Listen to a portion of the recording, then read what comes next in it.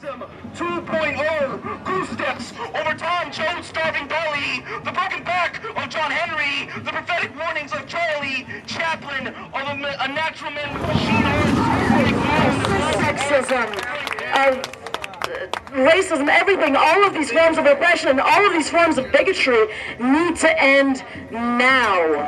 End the war on drugs. It's racist oppression. Until 1977, the wage gap between the median black family and the median white family was steadily closing. Even before the civil rights movement, that median wage gap was closing.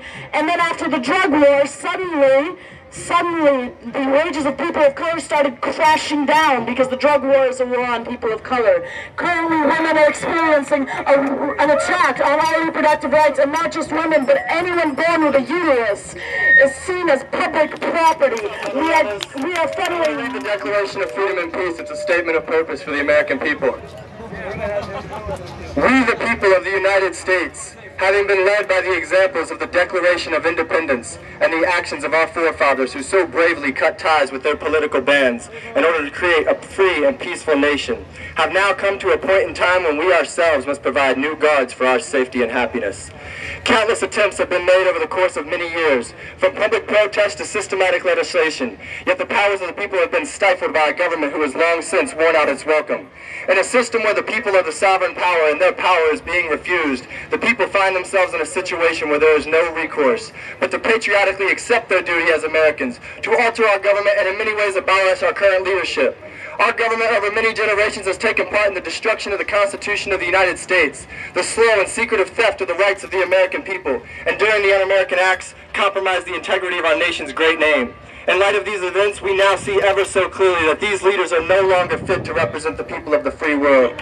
We, the people, are now exercising our rights by way of the first two amendments in order to stand united in the Second American Revolution. Let the proof be submitted.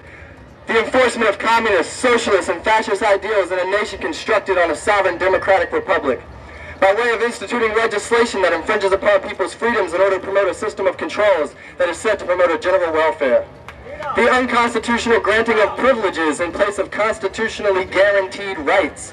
By way of implementing licenses to provide permission for the use of public property and granting authority to the individuals who are already of a sovereign status. The compromise of constitutional integrity, by way of ratifying legislation infringing upon basic constitutional guarantees, and the conclusive evidence of deceit and corruption at all levels of governmental leadership, by way of promoting personal agendas instead of justice, tranquility, defense, welfare, and liberty in the common interest as stated in the Constitution, and the inconsistent approach to implement constitutional ideals abroad, by way of engaging in immoral actions without being open to more effective and efficient approaches to providing freedom and peace for the rest of the world. We as sovereign people recognize that our power revolves around our ability to exercise our rights. And in exercising our rights is where we gain our power. But if we do not demonstrate such rights, we give up our power. But we the people now exercise our rights as conscious beings who are free to choose a government who is the example of freedom and peace, for which we are now providing. We recognize that the power of the unity within the balance of ourselves and our fellow Americans will move us forward in the acquiescence in the necessity and responsibility and duty to provide for a more perfect union and the effective manifestation of freedom and peace. We now and forevermore choose to operate as a nation of higher morality and honest principles. Truth shall be of the utmost importance, for in truth we find ourselves to be free. Freedom cannot be found in a system of controls, and a system of controls cannot bring about the peace that freedom reveals. Whereas we seek to restore the foundation of truth on which our Constitution was housed, then we will find ourselves in a world of freedom and peace.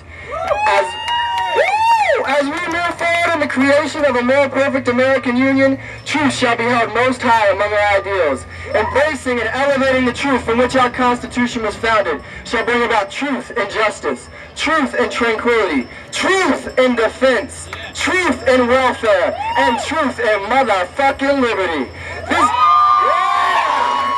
This dedication to truth shall commit us to the actions necessary to evolve with the clarity, integrity, and honor from which we as a nation shall bring about peace and freedom with the rest of the world. The working class, the wage workers, to battle the capitalist system, to destroy capitalist system. Without destroying capitalist system, we cannot end poverty, we cannot end greed, we cannot end racism, we cannot end war. for the past 70 years, how many times we have come to the streets of Los Angeles to stop wars?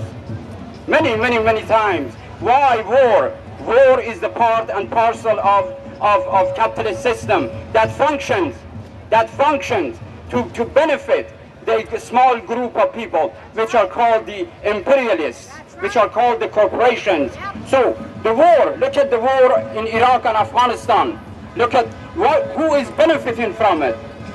Who is benefiting? The battlegrounds are fields of making billions and billions of dollars by corporations of the United States. And their teachers are not the guilty parties. The excess spoils will not be found in the pockets of the toiling masses.